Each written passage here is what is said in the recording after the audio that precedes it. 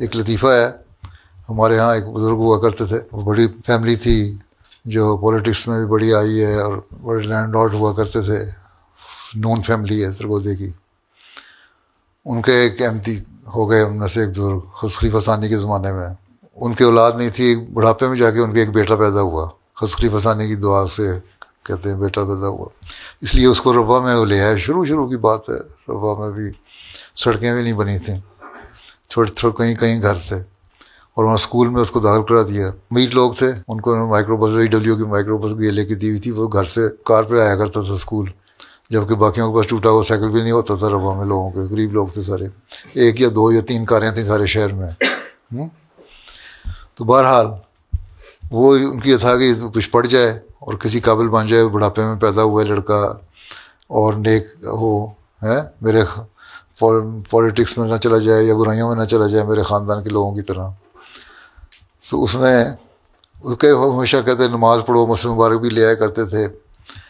اور جب تک ان کی زندگی رہی، جلد فوت بھی ہو گئے تھے وہ جلدی، اور بیوی ان کی فوت ہو گئی تھیں. یہ اور بیٹا تھے دونوں، اور ایک ہی گھر بڑا تھا لیکن اس کے باوجود ایک کمرے میں سوتے تھے. ایک دن وہ بیٹا ان کو کہتا ہے، تنگ آیا وہ تو نمازیں پڑھ کے، ابا جی روز کہتے ہیں نمازیں پڑھو. کیا مشکل ہے، تم بھی کہتے ہیں نا بات کیا مشکل ہے، نمازیں پڑھو. قائد صاحب کہتے ہیں نمازیں پڑھو، صدر صاحب ابا اماں کہتے ہیں نمازیں پڑھو. خیر وہ بھی اسی طرح تھا. تو اس کو ایک دن صبح اٹھ کے کہتا ہے کہ ابا جی مجھے رات خواب آئی ہے، حضرت مسلم موعود خواب میں آئے ہیں. انہوں نے کہا بیٹے تم نمازیں نہ پڑھا کرو.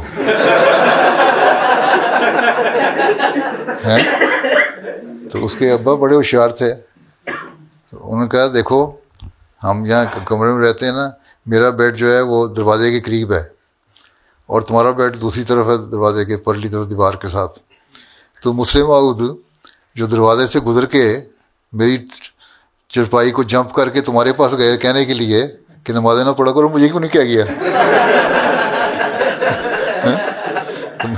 مجھے بھی کہہ سکتے تھے نمازیں نہ پڑھا کرو، میری چھٹی ہو جاتی. جھوٹی خوابیں نہ بناؤ. تو اس طرح بھی لوگ بس بنا لیتے ہیں. اس لیے آنسل نے فرمایا کہ جھوٹی خوابیں نہیں کرنی چاہیے، اور خاص طور پہ جب آنسلوں کے بارے میں کوئی منسوب کر کے جھوٹی خواب بناتا ہے تو وہ لعنت لیتا ہے اپنے اوپر. اس لیے حقیقت الوحی کتاب ہے مسیح موعود علیہ السلام کی، اس کے پہلے 50-60 صفحے پڑھو نا، اگر وہ میرے خیال ٹرانسلیشن ہو گیا انگلش میں، تو اس میں خوابوں کی کیا خواب ہوتی ہے، کیا حقیقت ہوتی ہے، وہ سارا باتیں پتہ لگ جاتی ہیں.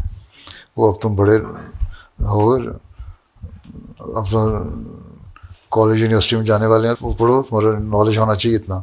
پہلے شروع کے 50-60 پیجز ہیں، وہ پڑھ لو تو ٹھیک ہو جائے گا، تمہیں پتہ لگ جائے گا کہ کانسیپٹ کیا ہے خواب ہوگا، کیا سچی خواب ہے، کیا جھوٹی خواب ہے.